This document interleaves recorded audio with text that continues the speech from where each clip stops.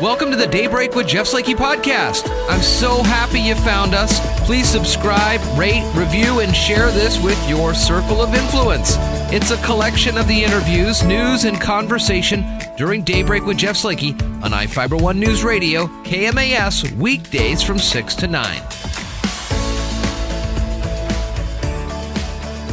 Hey, good Monday morning to you, the 9th of November. Spencer Hughes, how you doing, man? I'm defrosting right now. How are you doing? I am okay. Yeah, cold out there, and the cold is going to make way into some rain. We'll get a quick check here in a second. Coming up this half hour on the show, and it's going to be kind of a fun day today as we're going to talk with 35th District Representative Dan Griffey and 35th District Representative Drew MacEwen this half hour. Then after the news at the bottom of the hour, we'll have Mason County Commissioner Kevin Shutty. Also, we'll check in the Old Farmer's Almanac and things like that. So we found out over the weekend finally who the president was. So we got that taken care of. And I think regardless of who you wanted it to be, people were able to sleep Saturday night. I've had terrible sleep the last week. I just felt like I needed to be next to some sort of either a TV or a radio to be there to finally hear the call to make sure that this thing was all wrapped up. What do you think? Yeah, just kind of knowing, just knowing.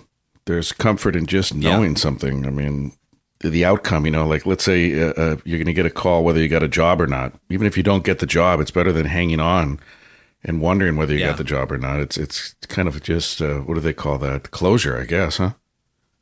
Yeah. Oh, exactly. I mean, I have slept terrible. Last week, I think I was up at 2:30, which is normal, way earlier than normal. And then Saturday morning, we were up at 3:30, I think. And then, of course, I go off to use the restroom. And in the, less than 5 minutes it goes in the restroom, I hear Stephanie yell, "They made the announcement." And so then I missed it regardless. I mean, what are the odds it would have been a write-in candidate that won? I mean, neither one of the main candidates won the election. I mean, that's pretty weird, huh? I'm just kidding, folks. Yeah, come on, we know. Just a little humor. Weird how it all shook out. All right, so what's going on with the weather today? It's going to be wet today, cloudy with occasional rain, in a high of only 44, and then the rains over the next 7 to 10 days are going to add up to inches and inches and inches of rain. We're going to get a lot of rain the next 7 to 10 days. Mason County Public Health notified of 3 additional Mason County residents tested positive for COVID-19. This brings the total to 607 positive cases in Mason County. And the state set a new daily record over the weekend on Saturday with 1,777 new cases. State Department of Health warning COVID-19 cases are spreading here in the Puget Sound, bringing the state's totals to more than 116,000 confirmed cases and 2,439 deaths. For most, the coronavirus causes mild or moderate symptoms such as fever and cough that do clear up in a couple of weeks. There are long-term effects, though, and some of those long-term effects are unknown, especially older Americans for some and people with existing health problems as well. It can cause more severe illness, including pneumonia and death. Washington gas prices have fallen 3.9 cents per gallon in the past week, averaging $2.65 a gallon today, according to Gas Buddy's daily survey. They look at 2,666 stations. Gas prices in the state are 6.6 cents per gallon lower than a month ago and stand 72.9 cents per gallon lower than 1 year ago. According to Gas Buddy price reports, the cheapest station in Washington priced at just $2.13 a gallon. I'd love to find that station for a fill-up. The most expensive is $3.49 a gallon. The national average price of gas has fallen 1.9 cents per gallon in the last week, averaging $2.09 a gallon today. Well, long week last week as we were finding out who's going to be the president, and Kitsap County sent out an email. I posted it on the website, thought it was an interesting one here. Now that you've cast your ballot, consider other ways to impact and improve your community by providing input on local programs, funding, and policy. Take your knowledge, experience, and put it to good use. Apply to serve on a county advisory group and there are youth positions available as well. So kind of something else to do if you feel like maybe, your voice with your vote is not enough, then get out there and get active. There's links, the links on the story are for Kitsap County, but it would work just the same for Mason or Thurston or anything like that. Sure.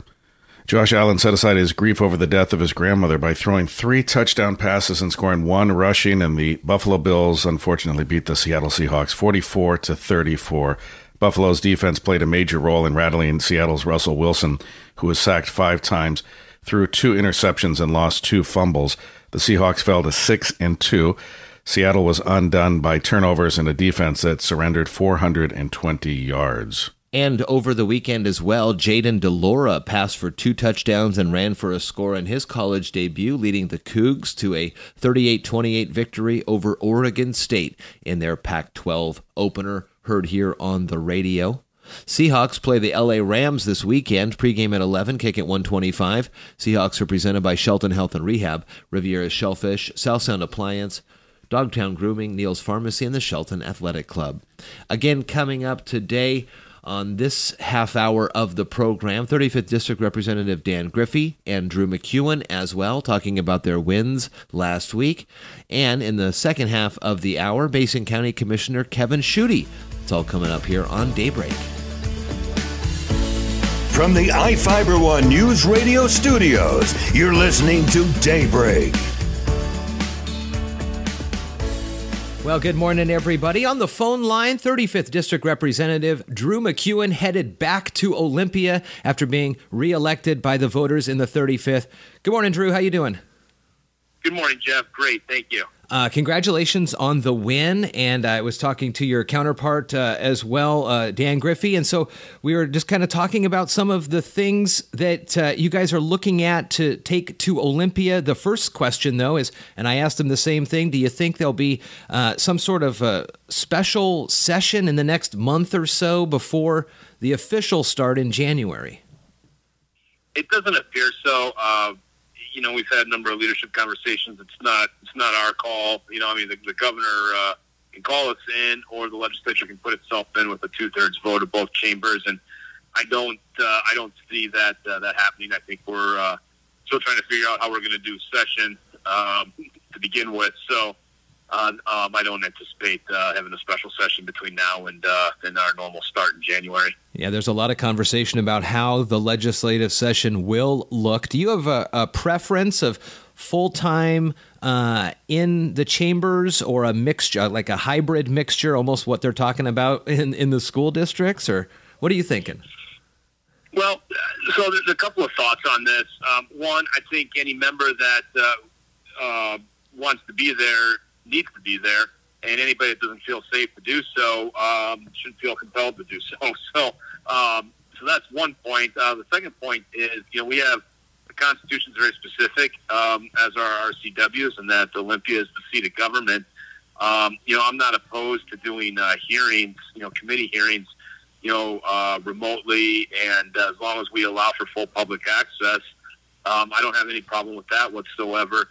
Where for me it starts to become an issue is when we get to voting, and whether that's at the committee level or as a body as a whole. You can't move the seat of government without there being, and this is under the Constitution, without there being an enemy attack or a catastrophic event. Catastrophic event is not too clearly defined. And certainly one could argue that this is catastrophic, what we're dealing with COVID. But my biggest concern is that 2 things: the public and the press have access to what's going on, and the more we take it to a remote type of style, the less that availability for access becomes. And so that's my overriding concern there. And at the end of the day, we had a meeting on this last night. A number of us in leadership that how to make this work. And I really. Think about it for a moment. You can go to Costco with 500 of your closest friends. You can go to the grocery store with 200 of your closest friends. You can fly on an airplane. There's 98 of us, yet there's staff as well. There's 98 of us in the house in a very big building. We can make this work. Should it look like it has in the past? No. We've got to certainly take precautions. but I think we can make accommodations, and I think you have to have a number of people on the floor. Procedures in the House are not as simple as a bill comes up, you vote yes or no, and you move on. You have debate, you have objections, you have amendments. The flow of legislation is not a black and white process, and so it's necessary to have people that are there. And I think we can, put people on the floor and do that safely, and we can also have people in their offices and voting from there. And I'm open to being able to do that. So that's the direction I'm pushing for. Am I going to prevail on that? I don't know, but I sure hope that all sides of the issue are considered. And again, the paramount item is that you, the press, and you, the public, have full access to what's going on. And we did a mock session a few weeks ago to try it out from a full remote standpoint. I'll tell you, it was an utter failure.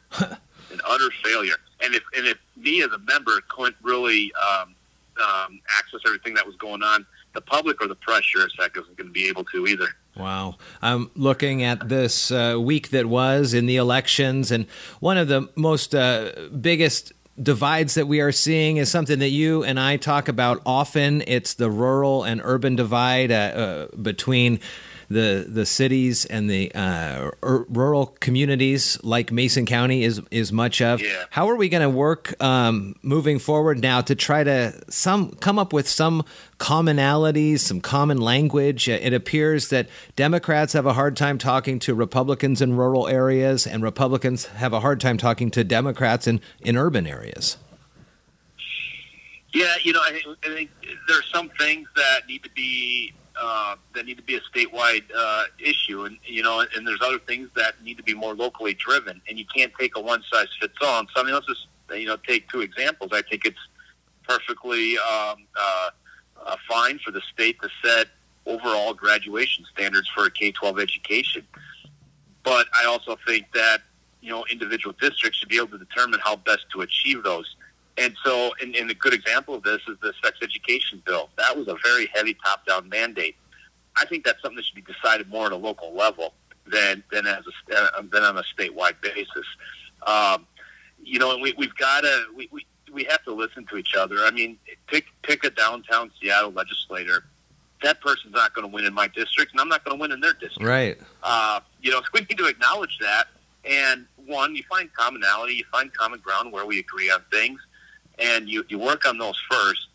And then when that's done, you got to have the conversations about what's most important to the people in your district. And again, it doesn't always have to be this one size fits all. And I think that's where the big disconnect comes. And what we're seeing in vote results, the 19th district, which is the coast, it's Grays Harbor, Pacific County, Waukesha County, has turned decidedly Republican with this election. And two long-time incumbent Democrats lost, Senator Dean Tacko and Representative Brian Blake. Moderate Democrats that lost, and I think that just echoes a frustration that is there with rural voters that their voice just is not heard anymore.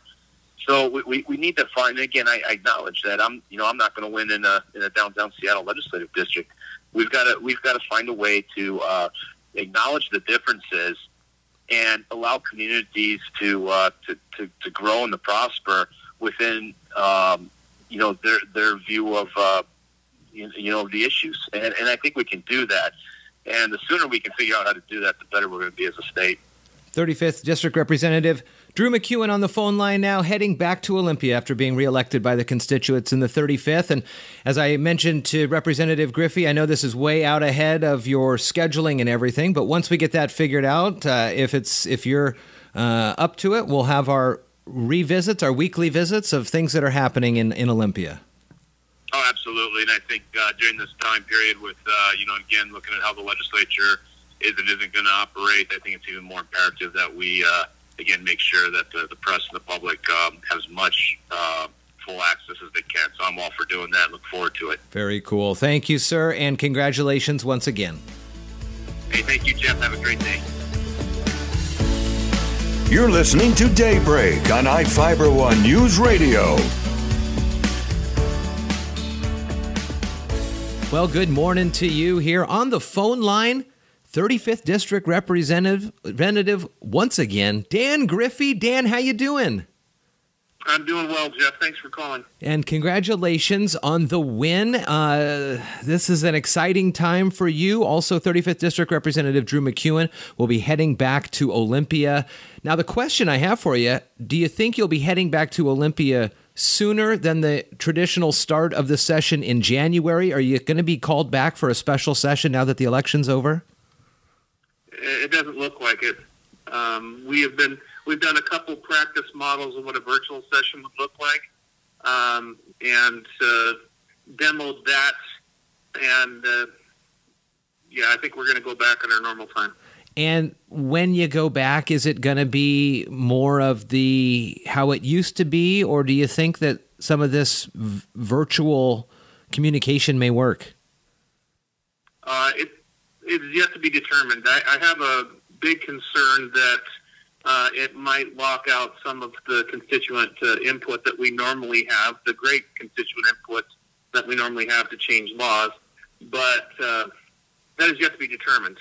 And then how is parliamentary procedure going to work as far as floor activity, raising your hand and instead of crying, yelling point of order, or, all those parliamentary rules.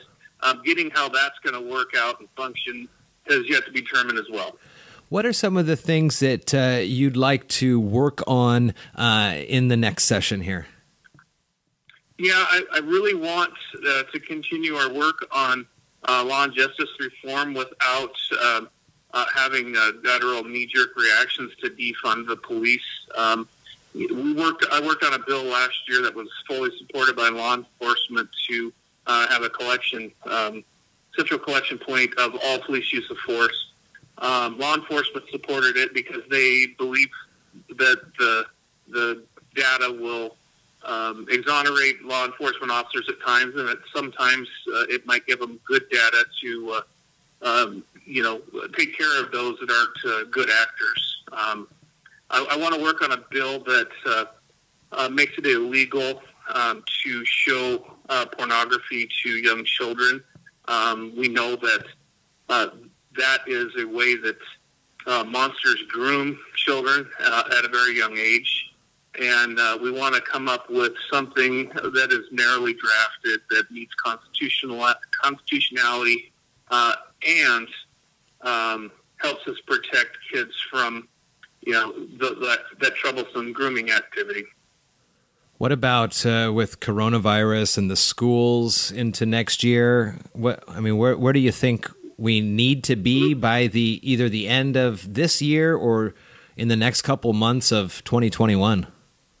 Well, it's obvious that my constituents want our kids to go back to school. I'd like them to go back to school. I want to find a way that they can go back to school safely, and we're going to have to pass some new rules, especially on school funding. How the schools get funded currently is based on the projection or last year's or the year previous numbers of enrollment, and we're going to have to change the rules kind of temporarily, I would say, for funding our schools, so they are more fully funded when all of the kids actually do go back to school. So they have the ability to start up busing again. We have a serious problem in that all these layoffs in the sports staff in all of our schools is causing an exodus to other jobs. And so there is a great concern whether we're going to actually have enough school bus drivers to actually drive the buses. Are we going to have enough lunchroom staff, janitorial staff, all the support roles? Is there actually going to be enough of them?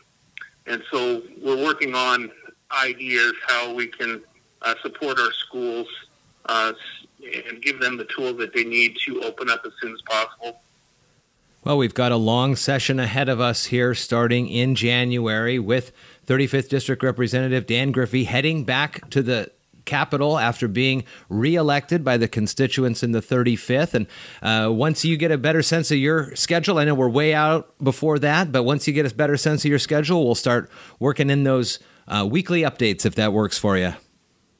Oh, absolutely. I'd like to. All right, Dan. Good to talk with you again. Congratulations, and be well, my friend. Thank you so much. Take care, Jeff. From the iFiber One News Radio studios, you're listening to Daybreak. Well, good morning, everybody. Jeff Slakey and Spencer Hughes on the Daybreak Show. On the phone line, Mason County Commissioner Kevin Shutty, fresh off the heels of winning re-election. Good morning, Kevin. How you doing? Morning, Jeff. Great. How are you?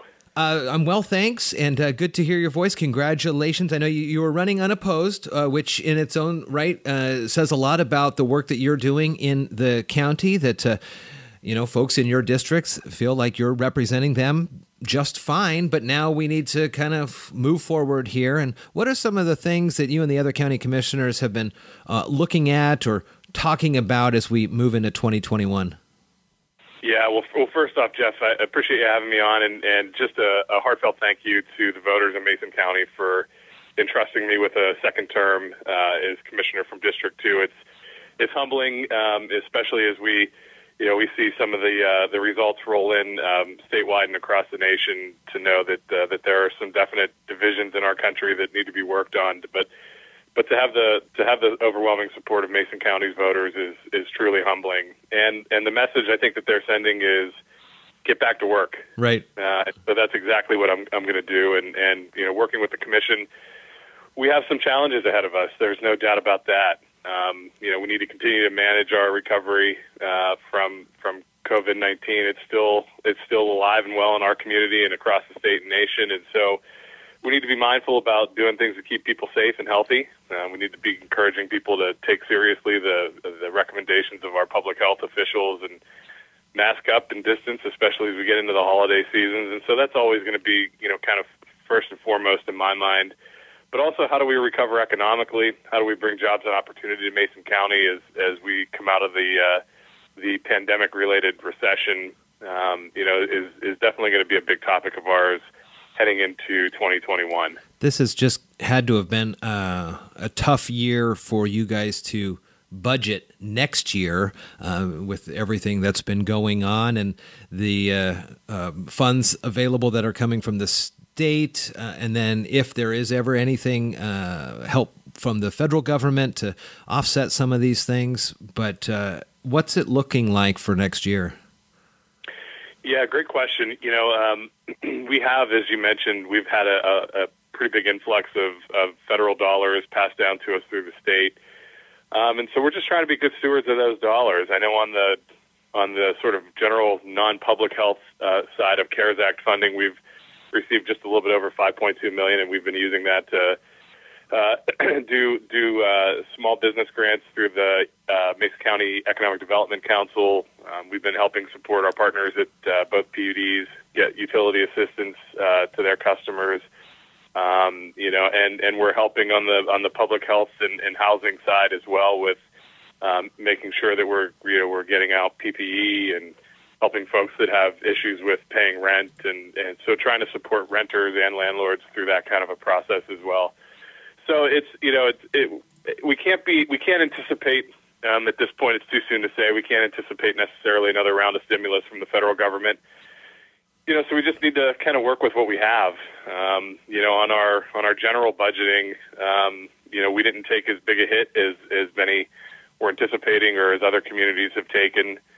And so we're just trying to be responsible. We're trying to live within our means as much as we can, make some modest investments where it makes sense, but generally, it's going to be trying to hold the line and get us into 2021, and we'll kind of see what happens at the national level with another package. But we can't expect the cavalry to come save us. We need to be taking care of business at home first.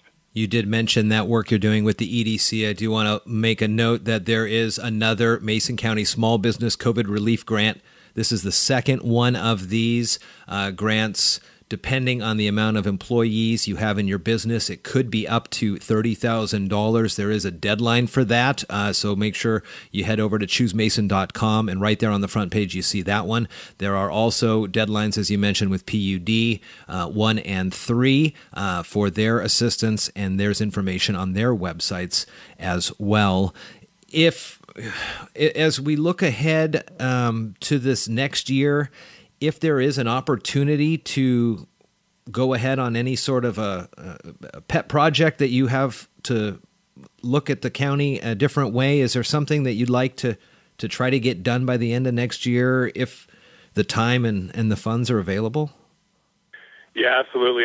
Excuse me. I have about 3 issues that I'm really excited to continue working on into next year. First on that list is going to be continuing to work on the Belfair sewer, continuing to try and put us in a position to capture growth and development in that part of the county, so that we can not only stabilize the finances of the Belfair sewer, but also bring jobs, housing, and opportunities into Mason County.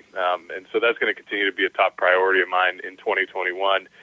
But also the other 2 things that are really important are going to be behavioral health, mental health services and care in Mason County, and again, trying to strengthen our crisis care system in the county, working with our partners in law enforcement, and then on the other side of that is looking for opportunities to continue with supporting programming that we brought into the county on the law enforcement side with law enforcement assisted diversion. We're in talks with the sheriff's office about providing a behavioral health navigator for the sheriff's office to help just be that sort of conduit between law enforcement and all of the other of the mental health services that we have in the county. And so, we're going to continue working on those things. I think those are really critical to ensuring that we have, a thriving community. We need to be taking care of the most vulnerable in our community. And the only way we do that is through partnerships. So those would be the top 3 things that I'm going to be focused on in addition to the COVID work heading into 21.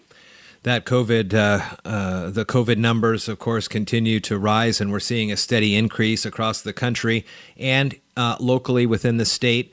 And at Mason County, with the daily updates, we're seeing these increases. Is there any concerns or thoughts of, I don't know if the governor's office or if you and the county commission are looking at going back in phases, but do you think if the trends continue to rise over the next couple of months with Thanksgiving on the way and Christmas that we may see some stricter conditions out there? I think one of the things that we're hearing is that the state might be, putting out some additional guidelines, some additional cautions. We haven't had a discussion in the county about rolling back where we are. We're still in phase 3, but I don't want people to lose sight of, the severity of the pandemic. As you mentioned, we still see rising cases. We're most weeks we're still hitting double-digit case numbers in Mason County, and that's the same, in our neighboring counties as well. I think Pierce County at one point last week had over 200 new cases, and they're a border county to us. And so, as people are getting out and about, as they're thinking about doing their Christmas shopping, as they're thinking about spending time with family and friends over the holidays, it's really, this is a critical time for us to really lean into those tried and true public health precautions, wearing a mask, making sure we're keeping distance when we can, washing our hands, and taking it seriously. We know that we're going to have to live with this for some time. It's going to be a while yet, I believe, until we have a vaccine that's widely available. And so I think people just need to understand that they have to take personal responsibility to keep themselves and their neighbors healthy throughout the rest of this pandemic. Especially concerning as we head into our influenza season, which we're right kind of on the front end of that. We want to make sure that we're not overwhelming our healthcare providers, and just trying to be responsible with everything. So don't give up hope. We have a long way to go, I think, on this, but don't give up hope. We can still turn the trend around if we take responsibility. Mason County Commissioner Kevin Shutty will be working hard for the folks in Mason County for the upcoming term here after winning re-election. And let's continue this free flow of conversation to get the information out to the public. When you've got updates or your fellow commissioners, let's get on the air and we'll talk about it. Absolutely. Appreciate it. Thanks, Kevin. Thank you so much for listening to today's Daybreak with Jeff Slakey podcast. Again, I'm so happy and honored you found us and chose to listen. Please subscribe, rate, review, and share this with your circle of influence. It's a collection of some of the interviews, news, and conversation during Daybreak with Jeff Slakey on iFiber One News Radio KMAS, weekdays from 6 to 9. Thank you so much again, and talk with you next time.